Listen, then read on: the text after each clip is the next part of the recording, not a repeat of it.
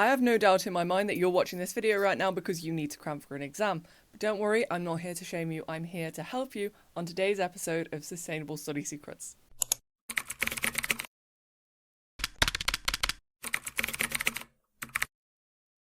Hello everybody, welcome back to my channel and to today's episode of Sustainable Study Secrets, which is a new series where I essentially give you my top tips and tricks on how to get the best grades in all of your subjects, allowing you to reach your full potential. Today I want to talk about cramming. This is how you can revise the night before the exam and still come out with a good grade. Okay, and I'm quite the experienced crammer. There were topics that I had never seen the day before my GCSE history exam, so how on earth did I come out with a grade 9? So look, first step is you can't panic, because if you panic, you're going to stress yourself out. If you stress yourself out, you're not going to be able to focus and you're not going to be able to do anything. Mindset, you can make a difference. You can make a difference right now. Whatever you do, you can make a difference to your marks tomorrow. First thing that I need you to do, if you haven't revised and you're trying to cram, is just identify what you need to revise.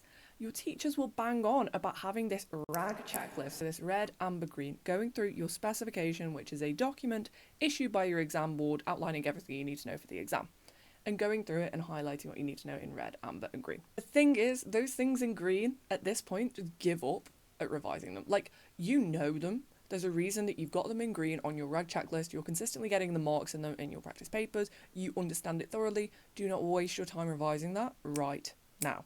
What you want to work on are your weakest areas, but not just your weakest areas that are going to carry the most weight in the exam. So let me take A-level economics for an example. I was struggling with something called the Easterlin paradox, which is a very small area of the specification. Also inflation. Inflation is also an entire topic.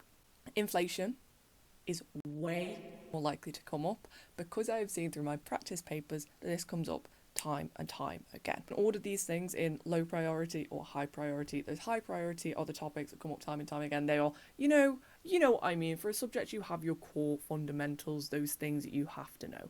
And some of the other things are details. They're often unlikely to come up and they're not directly relevant to all the topics. So go through your specification and sort of highlight what is important. If you're doing a subject, you will know. And if you've done practice papers, you will know. Again, your red, amber, green checklist. So what you need to start your revision on is those red areas that are of high importance. Like I said, if I was doing inflation, I didn't understand it, that is of very high importance.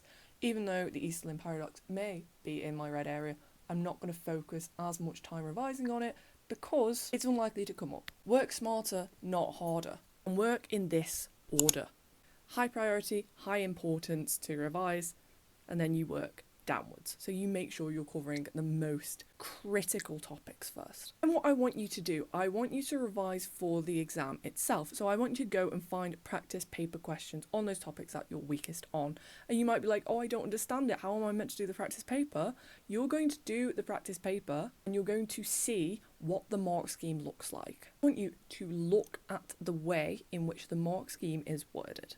So there will be key phrases. For example, in science, there's key phrases that come up time and time again, and you need to use those phrases to get the marks. By doing practice paper questions as well, you identify whether you've got a core misunderstanding of something or whether you just don't really know how to get the marks in the exam. If you just don't know how to get the marks in the exam, then this part of your revision is going to be very helpful.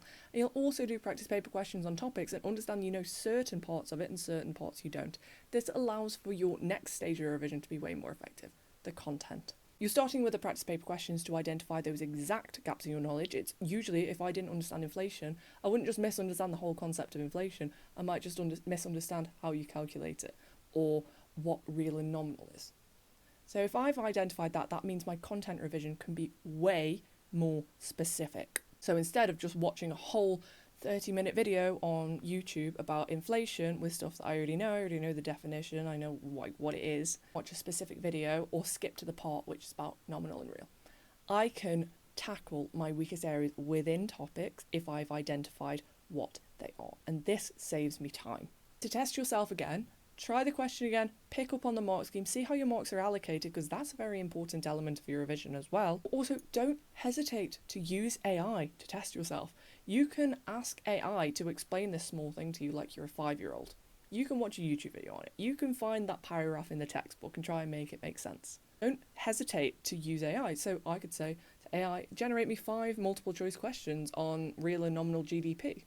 No one's stopping me. That's a good way to use it. By doing this, you single out those things that you're weakest on, starting with your entire areas that are weakest, slimming them down to those specific things that are weakest, and that saves you time so you can cover more things before the exam. If you found this video helpful, be sure to like and subscribe and stay tuned for the next episode of Sustainable Study Secrets. Alright, I love you guys. Goodbye.